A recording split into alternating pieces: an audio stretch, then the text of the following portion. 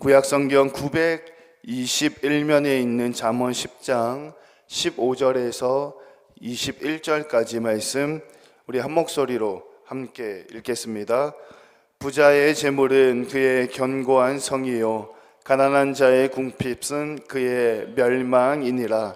의인의 수고는 생명에 이르고 악인의 소득은 죄에 이르느니라. 훈계를 지키는 자는 생명길로 행하여도 징계를 버리는 자는 그릇 가느니라. 미움을 감추는 자는 거짓된 입술을 가진 자요 중상하는 자는 미련한 자이니라. 말이 많으면 허물을 면하기 어려우나 그 입술을 제어하는 자는 지혜가 있느니라. 의인의 혀는 순은과 같거니와 악인의 마음은 가치가 적으니라. 의인의 입술은 여러 사람을 교육하나 미련한 자는 지식이 없어 죽느니라. 아멘. 할렐루야. 오늘 이 새벽에 의인의 입술을 가질 수 있는 저와 여러분 되시기를 주님의 이름으로 축원합니다. 우리는 하루에 눈을 떠서 저녁 시간 잠자리에 들기까지 수많은 이야기를 하면서 살아갑니다. 우리 자녀들을 키우시는 분들은 누구야 일어나, 나 아침 먹어야지, 학교 가야지 하는 이야기부터 시작해서 사랑하는 아내와 남편, 또 부모님, 또 직장에서, 또 삶의 터전에서 수많은 이야기를 하면서 살아가죠. 또 오늘은 또 거룩한 주일, 하나님의 성전에 수백 명의 성도들 모여서 또 예배하고 또 교제하고 친교할 때에 또 수많은 이야기들을 하게 될 거잖아요.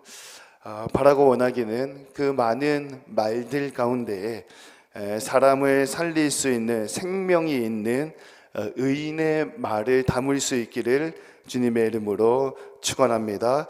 오늘은 그 말, 입술, 혀에 대해서 함께 은혜를 나누겠습니다. 우선 본문 말씀 20절인데요. 본문 말씀 20절 말씀을 같이 읽겠습니다. 의인의 혀는 수는과 같거니와 악인의 마음은 가치가 적으니라. 아멘. 20절에서 의인과 악인을 구분하면서 그 말의 의미를 구분을 하고 있습니다. 20절 말씀에 보니까 의인의 말은 은과 같다, 순은과 같다. 그리고 다른 말로 하면 매우 귀한 가치가 있다.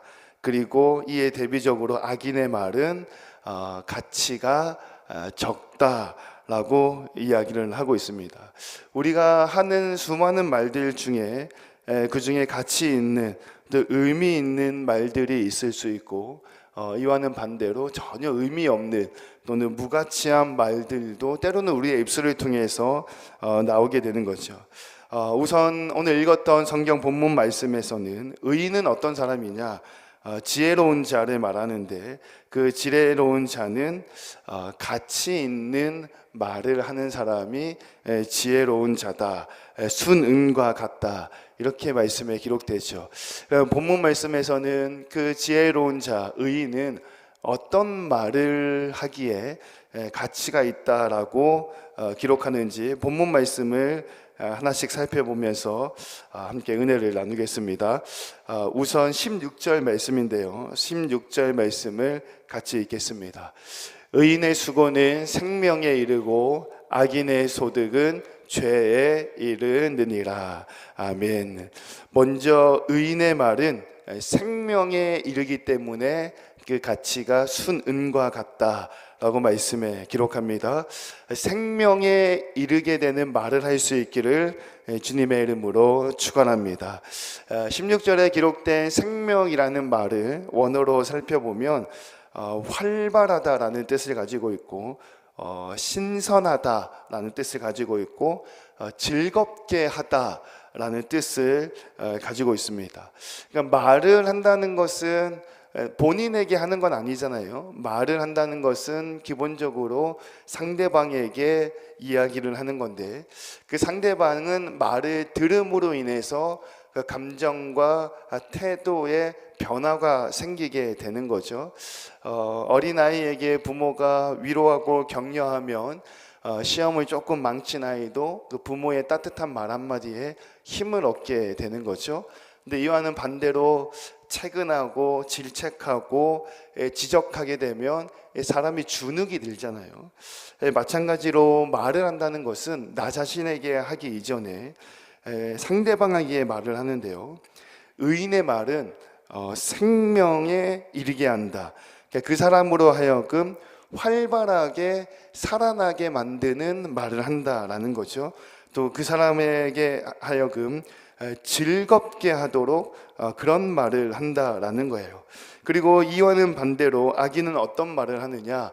악인은 죄에 이르는 말을 하게 된다라고 말씀에 기록되죠. 죄라는 것은 기본적으로 성경 말씀에는 하나님과의 관계의 단절을 의미합니다. 그러니까 악인은 어떤 말을 하냐면 그 말을 통해서 하나님과의 관계가 단절되는 것을 일으킨다라는 거예요. 그리고 이와는 대비적으로 의인은 어떤 말을 하느냐? 생명의 말을 하게 되는데 그 사람이 활발해지고 즐거워지면서 결국에는 어디에 이르게 되느냐? 하나님과의 관계가 회복되는 데에 이르게 된다라는 거죠. 의인의 말의 첫 번째 의미는 어디에 있느냐? 그 말을 듣는 사람으로 하여금 하나님과의 관계가 회복되게 만든다라는 거예요. 바라고 원하기는 오늘 주일날 많은 사람들 만나잖아요. 사랑방 식구들도 만나고 또 기관의 회원들도 만나게 되고 또 우리 교사 선생님들, 우리 학생들 만나게 되고 또 식당에서 수고하고 봉사하시는 분들은 또 식사하러 오시는 또 교인들 만나게 되는데 여러분들의 말 한마디가 하나님과의 관계를 더욱더 가까이 할 수 있다라는 사실을 믿으시기를 주님의 이름으로 축원합니다. 그래서 오늘 거룩한 주일에 우리 교회 안에는 생명을 살리는 수많은 말들로 충만해 줄 수 있기를 주님의 이름으로 축복합니다. 두 번째, 의인은 어떤 말을 하느냐?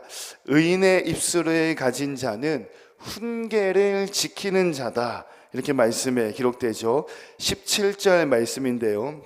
17절 말씀도 우리 함께 읽겠습니다. 훈계를 지키는 자는 생명길로 행하여도 징계를 버리는 자는 그릇 가느니라. 아멘.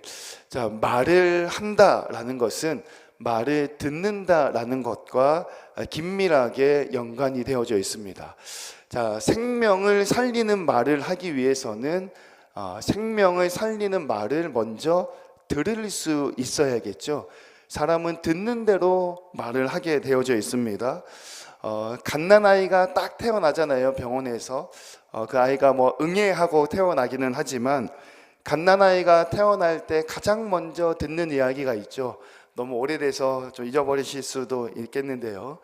어머니 뱃속에서 처음 딱 태어나게 되면 갓난아이가 듣게 되는 첫 번째 말은 누구누구야 엄마야 라든지 누구누구야 아빠야 라든지 이런 이야기를 병원에서 가장 많이 하잖아요. 아이는 그 말을 듣고 있는지 듣고 있지 않는지 상관없이 사랑스러운 눈빛으로 그 자녀를 바라보고 손주들을 바라보면서 아빠야 엄마야 할머니야 할아버지야 이렇게 이야기를 하는 거죠. 그리고 그 아이는 그때부터 부모의 말을 들으면서 할머니 할아버지의 이야기를 들으면서 자랍니다. 그리고 그 들은 말을 그대로 이렇게 말을 하면서 더 커가게 되는 거죠. 어떤 말을 듣느냐에 따라서 그 아이가 입술에서 나오는 말이 달라진다라는 사실을 기억을 하셔야 됩니다. 의인의 입술, 그러니까 하나님과 가까이 맞게 하는 생명의 말을 하게 되는 그 의인은 먼저 그 생명의 말씀인 하나님의 음성을 듣는 자라는 거예요. 그리고 그 말을 읽었던 17절 말씀에서는 훈계를 지키는 자라고 설명을 하고 있는 거죠. 그 의인의 입술에 가시는 자는 훈계를 지킨다. 다른 말로 하면 의인의 입술을 가진 자는 생명의 말씀 되시는 하나님의 음성에 귀를 기울이는 자라는 거죠. 바라고 원하기는 오늘 드려지는 모든 예배 가운데 목사님의 입술을 통하여 주어지는 하나님의 생명의 말씀에 귀를 기울일 수 있는 저와 여러분 되시기를 주님의 이름으로 축원합니다. 17절에 훈계를 지키는 자라고 했을 때 그 훈계의 본래적 의미는 책망을 뜻합니다. 징계를 뜻하고요, 경고를 뜻하는 단어입니다. 요즘은 참 어려운 시대 중에 하나가 사회생활 할 때도 그렇잖아요. 이런 조언들이 젊은 세대에서 많이 유행한다라고 해요. 직장생활 하다 보면 참 어려운 일들을 많이 겪잖아요. 인간관계 안에서 이런 말이 좀 유행을 했습니다. 모든 사람에게 좋은 사람이 되려고 하지 마라, 뭐 이런 이야기들 있는 거죠. 싫은 소리 하는 것도 어렵고 싫은 소리 듣는 거는 더 어려운 시대를 우리가 살아가고 있죠. 근데 17절 말씀에서는 훈계, 하나님의 말씀을 들어야 하는데 어떤 말씀을 들어야지 생명길로 갈 수가 있느냐? 징계의 목소리를 들으라는 거예요. 책망하는 목소리를 들으라는 거죠. 경고하는 하나님의 음성에 귀를 기울이는 자가 생명길로 가는 자다. 오늘 선포되어지는 하나님의 말씀, 징계와 책망과 경고와 더불어서 주어지는 축복의 말씀에 귀를 기울여서 생명길로 행할 수 있는 저와 여러분 되시기를 주님의 이름으로 축원합니다. 마지막 세 번째, 의인의 입술을 가진 자는 중상모략하지 않는 자다. 본문 말씀 18절에 나오는데요, 18절 말씀을 같이 읽겠습니다.